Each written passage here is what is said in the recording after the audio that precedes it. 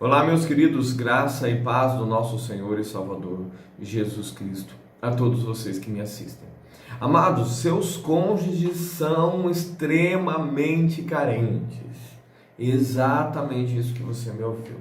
Seu cônjuge que está lá no adultério, que está lá vivendo uma vida de solteirice, na farra, na bagaceira, como a gente costuma dizer, eles são extremamente carentes. E não só são carentes, mas como olham o mundo do seu ponto de vista.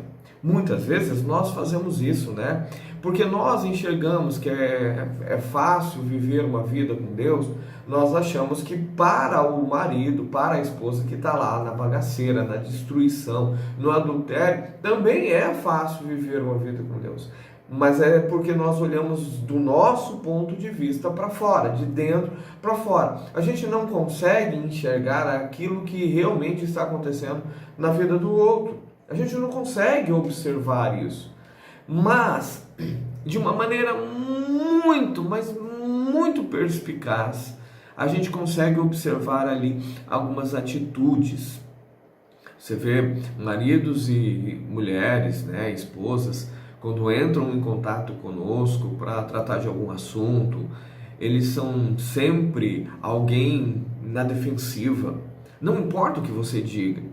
Como eles são machucados, eles são feridos, há dentro deles um sentimento de raiva, não conseguiram perdoar, não conseguiram se livrar do tormento.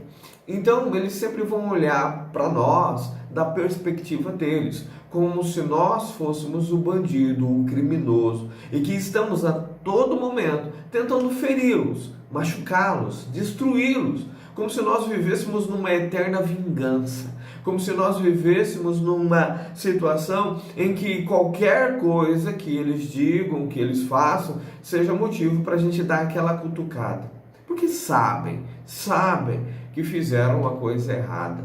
É difícil admitir, é difícil fazer a coisa certa, que é mudar de atitude, mas tenha plena certeza de que fizeram, sim, coisas absurdas, coisas que não deveriam ter sido feitas, e agora eles acham que qualquer coisa que nós dissermos ou fizermos será motivo para machucá-los, para feri-los.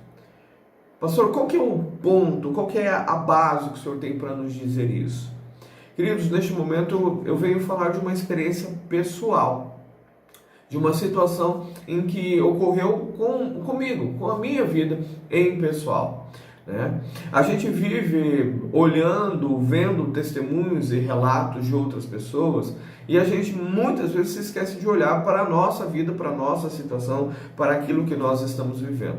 Mas quando eu olhei e não olhei sozinho, não tive essa capacidade de fazer isso sozinho, muitas vezes a gente não consegue ver porque nós estamos dentro da situação, né? E quem está de fora, já diz o ditado, né? Quem está de fora vê muito melhor do que quem está dentro. Quem está dentro é contaminado pelos sentimentos, é contaminado pela emoção, e isso faz com que uma cegueira, uma venda seja colocada nos olhos e impeça de ver a realidade. Por isso você precisa muitas vezes da ajuda de terceiros.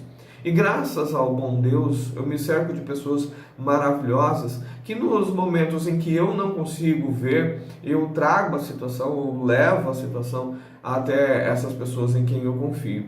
E elas conseguem decifrar, conseguem mostrar aquilo que realmente está acontecendo. Queridos, muitas vezes nós tratamos as coisas como elas devem ser tratadas. Eu sempre digo aqui para vocês, queridos, se o marido, se a esposa entrar em contato para tratar de algum assunto que não tem como não tratar, como no caso dos filhos, como no caso de negócios em conjunto, não tem como fugir disso, vai ter que se conversar, vai ter que entrar em acordos, isso é fundamental e necessário, né? Então, trate sempre com objetividade, trate sempre com gentileza, mas seja objetivo no seu trato.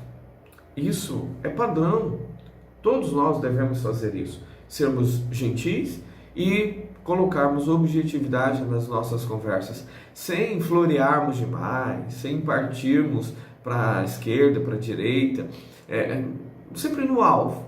Conversa precisa caminhar de acordo com aquilo que é necessário, sem tangenciar, sem abrir margem para outro tipo de assunto, mas sempre focado naquele assunto. Mas por mais que façamos isso, em algum momento seremos cobrados por não estarmos agindo da forma como eles, os cônjuges, gostariam que nós os tratássemos. Muitas vezes a pergunta será: como foi? E você responderá: foi assim, e assim, e assim. E isso não será suficiente para eles. Isso não será suficiente, porque do ponto de vista deles, dos cônjuges, que estão aprisionados, que estão opressos, você sempre estará na defensiva. Você sempre estará querendo bloquear, estará querendo afastar, mitigar toda uma situação, quando na verdade a única coisa que você quer é ser objetivo. Há uma pergunta, há uma resposta. Simplesmente objetividade. Mas muitos dos cônjuges, pela carência que eles estão vivendo, pela situação de tristeza que eles estão vivendo, uma situação terrível que é a vida no pecado, eles vão se sentir cada vez mais carentes e parece que eles estarão dando passos gigantescos e nós estaremos barrando este passo. Parece que nós não estamos querendo colaborar com a situação, mas só parece, queridos. Nós sabemos que nós estamos fazendo a coisa correta, nós sabemos que nós estamos agindo de forma bem pontual, sem abrir margem para este ou aquele outro assunto, sem dar ali muitas informações desnecessárias ou repetidas para ter que estar conversando ali o tempo todo, mas ser bem objetivo, bem esclarecedor, mas objetivo, para que a conversa se encerre o mais rápido possível, sem que fiquem informações de fora, obviamente, mas que a conversa seja encerrada e você possa continuar buscando e adorando ao Senhor, enquanto que eles estão vivendo lá a vida que eles escolheram completamente distante do Senhor, mas que nos contamina, mas que é algo ruim para as nossas vidas. Então, sempre tratar com gentileza e objetividade. Mas isso nem sempre será o suficiente para eles, ainda mais quando eles estão atormentados, ainda mais quando a fase do amor, da paixão, daquele desejo enlouquecedor, né, que eles sentiam pelos estranhos passar. Quando isso passar, queridos, neste primeiro momento, é aí que você vê como que as coisas mudam e como que as coisas não são o que parece ser na vida deles lá do outro lado.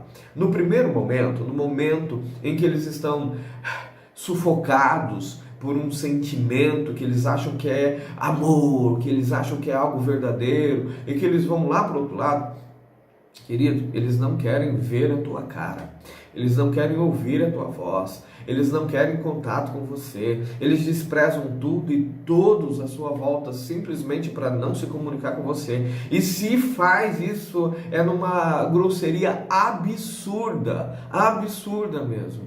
Mas aí o tempo passa e aquele sufocamento, daquele sentimento pelos estranhos ou pela vida que eles escolheram lá fora, baixa. Sabe?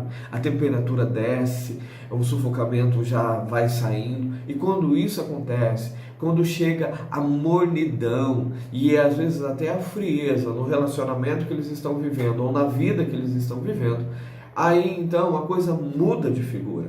Aí então eles deixam de ser agressivos, deixam de ser pessoas que não querem conversar, que não querem dialogar, para pessoas que querem, que buscam a proximidade no diálogo, ainda que o diálogo seja um diálogo mais formal, querendo saber a respeito disso ou daquilo, ainda assim vão procurar o contato, ainda assim vão procurar saber como as coisas estão. E quando você responder, não ficarão satisfeitos com a resposta, porque eles querem mais. Às vezes nem eles mesmos sabem exatamente o que eles querem, mas não gostarão daquilo que receberão de você, porque no fundo não atenderá às suas necessidades. Quererão sempre mais e mais e mais, porque eles não estão, repito para ficar bem claro, eles não estão felizes do outro lado. Baixou a temperatura daquele calor, é enlouquecedor, daquele sentimento que estava sufocando eles pela nova vida.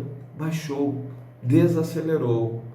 E agora? Agora, o que eles vivem é uma monotonia, é algo desgastante e que eles não sabem sair daquilo, mas não é mais o sonho encantado, não é mais o sonho americano na vida deles, não é mais aquilo que eles achavam que ia ser. E portanto, agora o contato com você já não é mais algo impactante, algo ofensivo, mas talvez neste momento seja algo necessário para eles. Ter contato, ouvir a voz, receber palavras doces, agradáveis, talvez seja uma necessidade deles neste momento. O fato é que eu e você precisamos estar atentos, porque as mudanças acontecem diariamente, constantemente. E eu sei, você vai me dizer, como tem dito em muitos outros vídeos, não, pastor, não é bem assim, eles estão bem, eles estão felizes, o que eu estou vendo é isso e aquilo. Pois bem, eu digo a você, eu, sendo pastor, dando dicas, conselhos para vocês, muitas vezes, quando se trata das minhas próprias questões, muitas vezes eu também não vejo, muitas vezes eu também não enxergo, e por isso eu preciso de outras pessoas leais, sinceras, ao meu lado, mas principalmente tementes ao Senhor, que me ajudarão a enxergar quando eu não estiver vendo, quando os meus sentimentos, as minhas paixões, quando a minha carne empobrecida pelo pecado não me deixar ver a realidade de Cristo. Eu preciso de alguém do meu lado para me ajudar a enxergar. Não é vergonha você não ver. Vergonha é você querer cegar os seus próprios olhos e não buscar ajuda para enxergar aquilo que realmente está acontecendo. Que Deus abençoe a tua vida, fique na paz e até o nosso próximo encontro.